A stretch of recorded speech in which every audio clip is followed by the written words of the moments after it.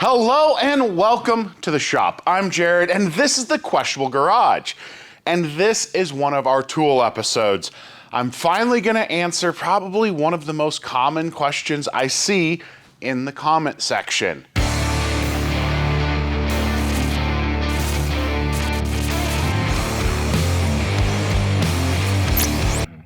I'm finally gonna answer probably one of the most common questions I see in the comment section. No, not that question. It's what do I think of these Hercules tools? If you're new to the channel, I appreciate you stopping in. If you're not familiar, we do a few crazy car builds now and then. A Nissan 300ZX with a big block in it, helping a museum with a funny little Snyder three-wheeled car, and you know, there's a Toyota Ferrari sitting on the lift back there. So it's not just tools here. Every once in a while, I kind of lean on a little bit of experience. I have been wrenching and just tinkering with cars and small engines mostly my entire life. My first driving license was a competition NASCAR license. I'm a gearhead, and I've got quite a few years working in professional shops, dealership level, performance level. I've bought a lot of tools throughout my entire life. Sometimes I've spent way too much, especially given modern day options. But yes, we are talking cordless tools. Mostly we're gonna get into some of the Hercules, but the cordless power tool. It is the mainstay of a professional mechanic, a home hobbyist, a DIY guy, someone maintaining a farm or long fence line. You need a power tool and you don't have an outlet nearby.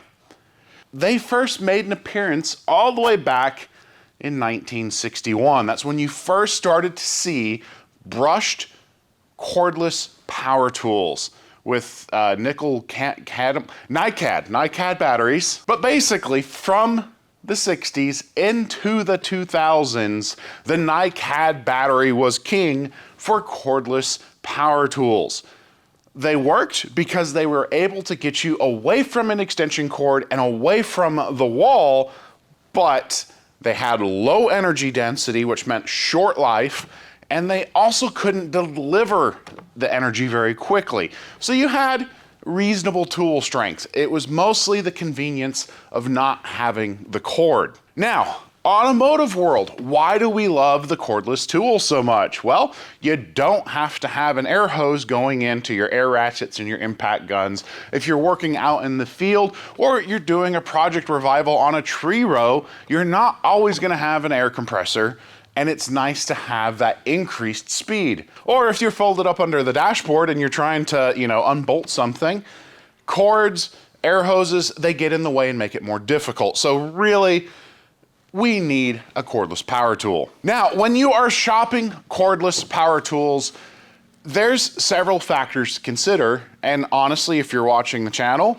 or really just regardless in the world today, price is gonna be one of the biggest ones.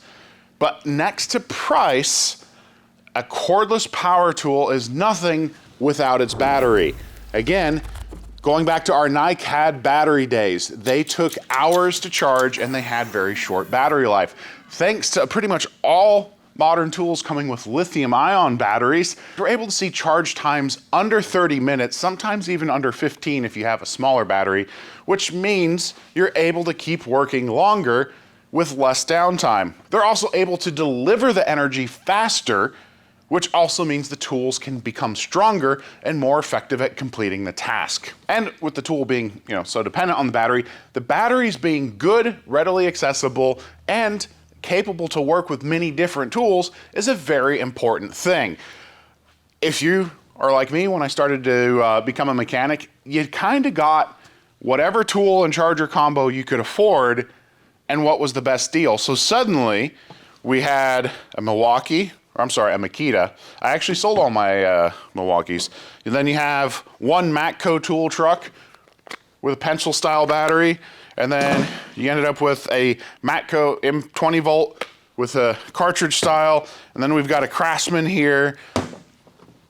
That's 4 different chargers. So the next thing you really need to look for when you are shopping for a cordless tool, I like to call it the ecosystem, because you really don't want to end up like me where you have 4 chargers for 4 different sets of battery types. It takes up space, and it leads to frustration because all of your batteries, for one, are dead, they're charging, you can't use that tool. So research the brands and buy into the ecosystem that will fill your needs. Now, I say the ecosystem and filling your needs. We're talking mostly automotive, home garage. Nobody needs that very special conduit, crimping, cutting, magical tool to put a big block in a 300ZX. We're talking about our home projects. So now that we've kind of established the goal of the tools and what we're going to talk about right now, we're going to go into batteries really quickly.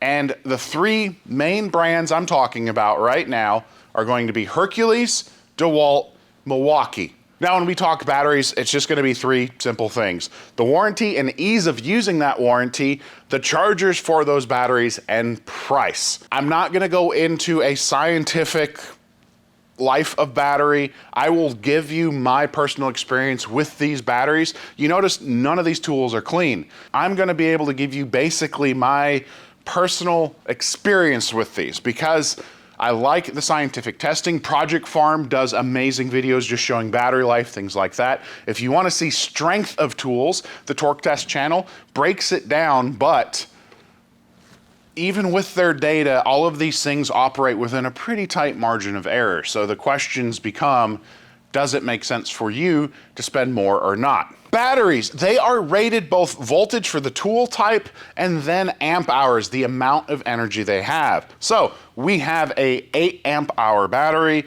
we have a 5 amp hour battery. Hercules and DeWalt use a 20 volt, the Milwaukee most equivalent is an 18 volt, their M18 series. So those are what I used in that comparison. Hercules, $129.99. A DeWalt version is $149.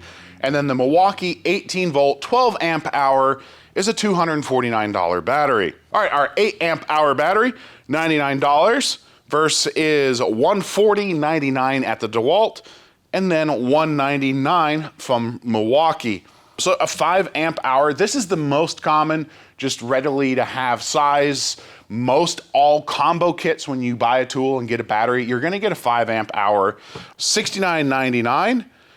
Same price for the DeWalt, and then $159 from Milwaukee.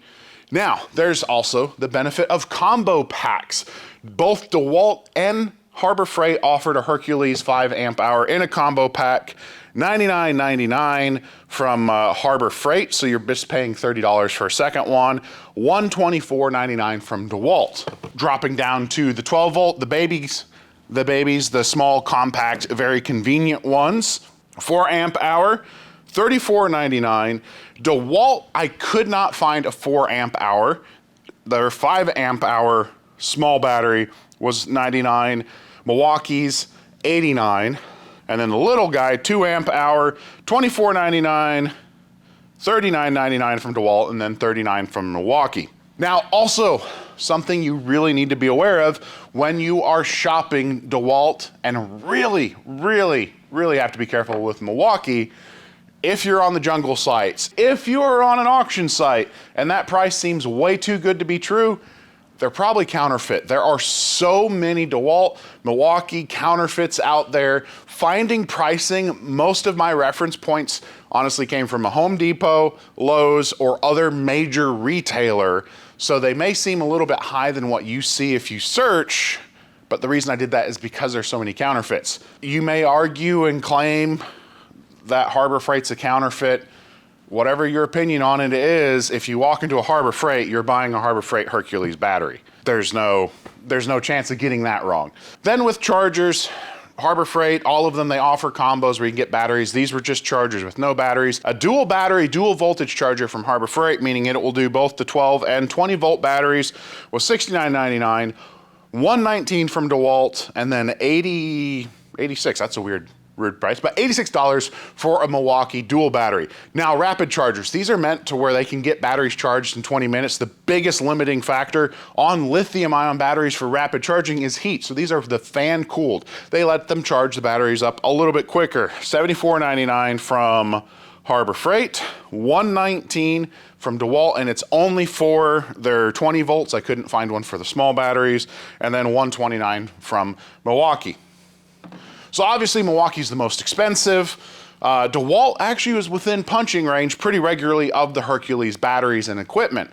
But this is where it matters, or at least to me, warranty. What happens if you have a problem with one of these batteries? How does it work?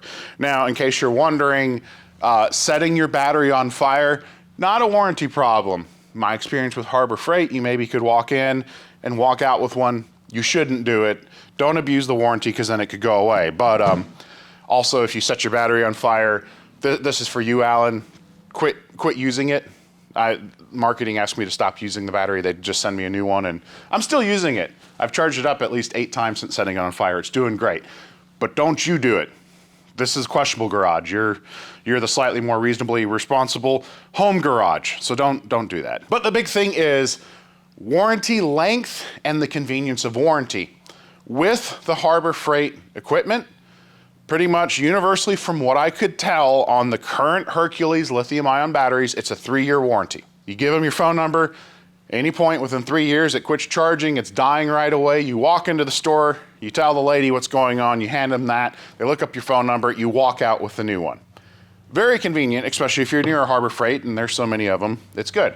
Now DeWalt, pretty universally, also a 3-year warranty, and from what I could tell, it is if you can go back to the original purchasing store, so like if you bought from a Home Depot, another Home Depot, you have a battery, generally you're able to walk out with a fresh one. Or you can mail it into one of their warranty centers. Milwaukee. I've had friends that have gone down the Milwaukee battery warranty path, and maybe you have too. Depending on the part number, there's a whole grid sheet and flow chart of how long your battery warranty is. Could be 1 year, could be 2 years, could be 3 years, depending on part number and when you bought it, and this part number goes to that warranty. So you've got to navigate and find out how long your warranty is. It could be anywhere from 1 to 3 years. You then have to pay to send it into a service center and give them authorization that if they deem the battery did not fail because of workmanship or material failure and anything they can point and say you caused the failure, well, they charge you a little bit less than a new battery and send you one back, which has always rubbed me the wrong way. I don't understand not just doing the process and saying, hey, this falls under damage, would you like this? It's more or less, if you send it in, you're authorizing a charge to get one back. Also, the battery chargers have not been holding up as well under the Milwaukee brand. I can speak personally to my Hercules experience over nearly the last year. Again, these things have been beat up. I've not been nice to them because if I had all brand new tools in front of you and was trying to tell you what I thought of them, how can I? I've not used them. So not any issues with my Hercules stuff. And I have had DeWalt in the past and I've been happy with it. I have never had to have a DeWalt warranty, so I can't really speak to that. To me personally, I've been incredibly happy with the battery life, using the grinders and cutters. I'm seeing 25-ish minutes on the 8 amp hour, which to me is excellent. Really, if you're running a grinder that long, especially if you're in a shop, you probably should just be plugged into a wall. All right, the next big thing, tool quality. How do I feel about them?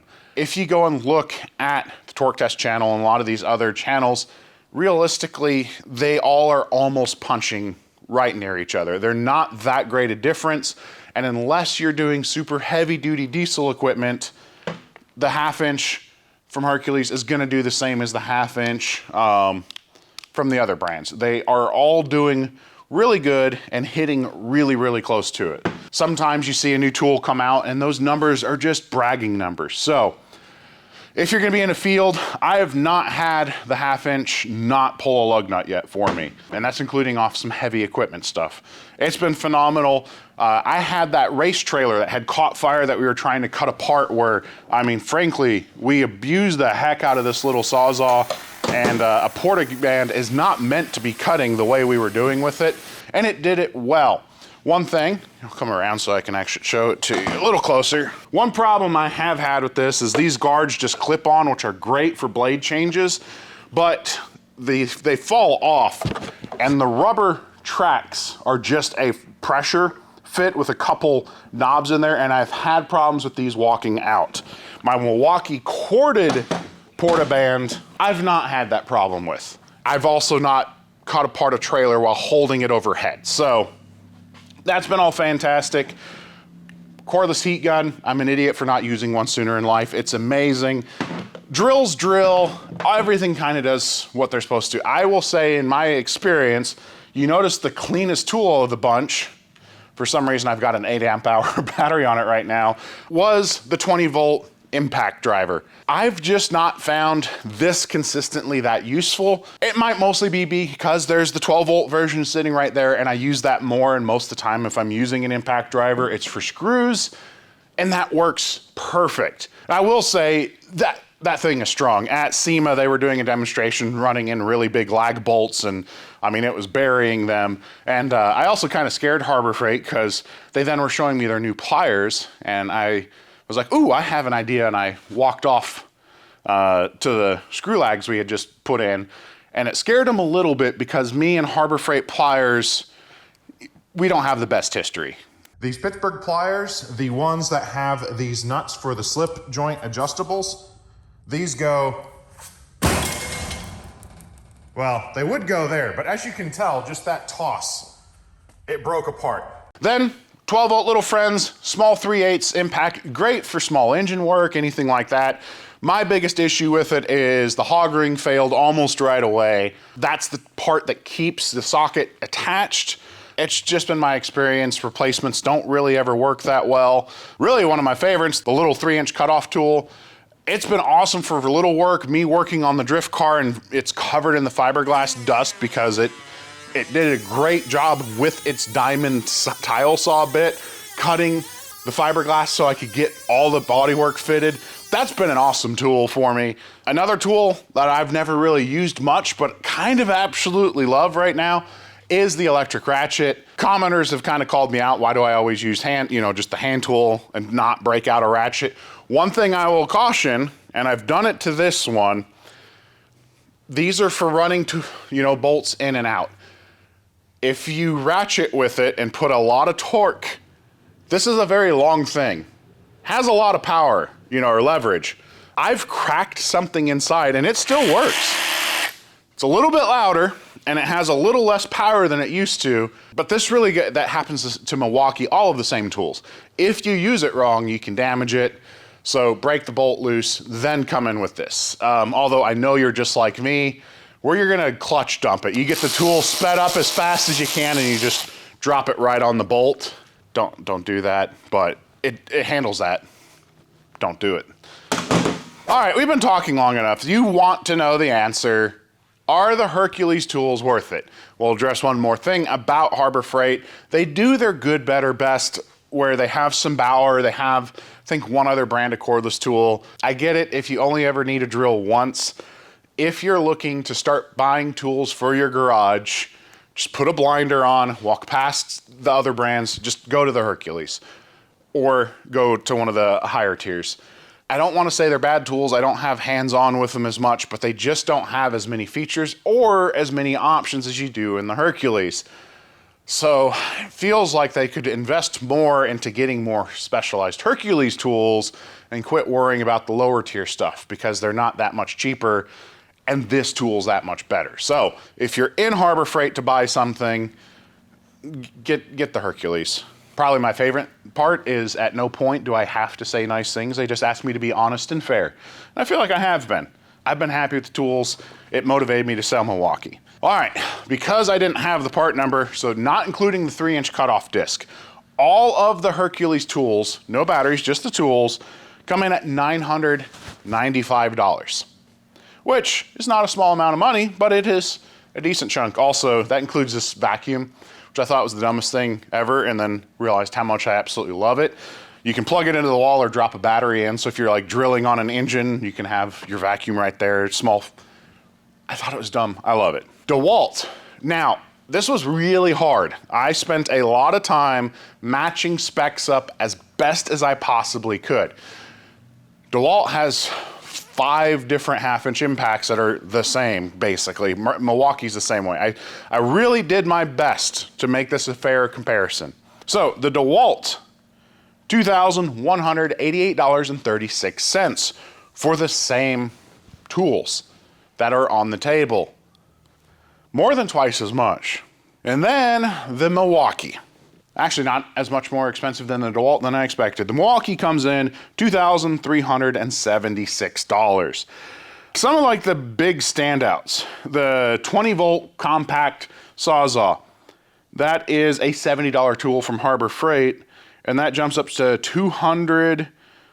DeWalt was really weird. $200 from DeWalt, $130 from Milwaukee. On the Hercules, you're able to save a tremendous amount on tools and batteries, and it's convenient. Another huge savings, it's $200 more from DeWalt or Milwaukee for the Portaband. But on the flip side, like the half-inch impacts, DeWalt and Milwaukee have done really good to get those prices lower. So at the end of the day, on the Hercules, the tools are less expensive, they perform almost at the same level, and it comes down to batteries. Batteries are cheaper, and I feel like the warranty is a lot easier. So my soapbox opinion of being someone who has been a fan of the tool truck and had spent, again, I've said it before, $250,000 on the tool truck while I was working in shops, you don't need to do it anymore. And especially if you're working at home, buy the tools you like. If you really like the Milwaukee Red, if you want to kind of feel like you're part of that club, it's the Stanley Cups of tools. They're good. I'm not going to say they're not. Their batteries are good, but you pay a lot for them. So there you have it. We have talked about the cost of batteries, the benefits of certain battery warranties, and the tools. In my hands, the Hercules, they've been amazing. I've not had complaints yet. They've done everything I've asked them to do, and things they should have never been capable of doing, or really, they're not rated for. They handle abuse well. So what does that mean for you when you go to buy your tools? Like I said at the beginning, it all goes back to, does the manufacturer offer all the cordless accessories that you need? Or is there one that just is gonna force you into one particular battery type? Or it may just be you buy that one tool and that one battery and you fill your workshop with something that makes more sense for your wallet and needs. Now, if I was still a line tech working in the dealership flat rate, would I buy these tools? Absolutely, I would, because it means you don't have to pay $40 a week to that tool truck. Yes, they're expensive. Are they as expensive as the other ones? No, and they have all the same impacting and removing power. Practically in the real world, I couldn't tell a difference. I sold my Milwaukees off, so you're gonna be happy with them. If you've got your own personal experience with power tools, if you think I'm absolutely wrong, comment below. Let me know your thoughts if you appreciate this type of thing. It's just a practical, I've got lots of experience. I've been doing this for 20 plus years. I've seen all the different tools. I've spent lots of money. I've spent $1,200 on a Snap-on tool truck for a brushed half-inch impact and battery. One battery. They didn't give me two. It was one. It was another $200 if I want another battery off the tool truck. Don't buy Snap-on or Matco branded tools, impact tools. If you gotta have name brand, go Milwaukee Red or DeWalt. They're very good. Ryobi, our Mighty Car Mod guys, they love them. I've not used them much. My Makita experience is throwing a corded tool across the shop, so I'm not gonna chime in there. That's just not what I do. But at the end of the day, are you giving things up to save money? No, I don't think you are. I'm very happy with the Hercules. I'm going to continue to put money behind and buy more of the tools that I need. Thank you, Harbor Freight, for sending over the ones that you did. I've, again, worked the crap out of them. And I appreciate that I can always be honest and say, you need to do a better job on the rubber seal for the roller of that saw, and realize we're all idiots and your long extended reach, we're gonna break them. So maybe find a way to strengthen that up a little bit. It might be a me problem, but there's a lot of me's out there that are rough on their tools. But I'm thrilled with them. I think you'll be really happy with them. Let me know your thoughts. Don't worry, we are getting back to getting our big block powered burnout car running. We've got Mike in Hong Kong helping me source the last little bits of parts we need to get the Snyder running for the museum. We're gonna get the Ferrari truck back over here very soon. there's lots of cool stuff. And then I'm gonna get back on my dream muscle car and get that satellite moving along. So if you enjoy tool type videos, I do these somewhat regularly. I'm a giant gorilla and I can let you know how they hold up to me. So they might make it for you. So if you enjoy that type of content, subscribe. Let me know you're new here. I appreciate all of you that take the time out of your day to watch these videos. Hopefully you learned something. I've shared a little bit of my knowledge with you and you had a fun time doing it. I appreciate each and every one of you. I'm Jared, reminding you guys to always make questionable choices, except for when it comes to buying tools. Quit wasting your money. Stay off the tool trucks. You got Harbor Freight, you've got Craftsman back in stores. You got a lot of options. Just quit throwing your money down the drain, and hopefully they'll park those trucks and quit taking advantage of the new techs. We'll see ya.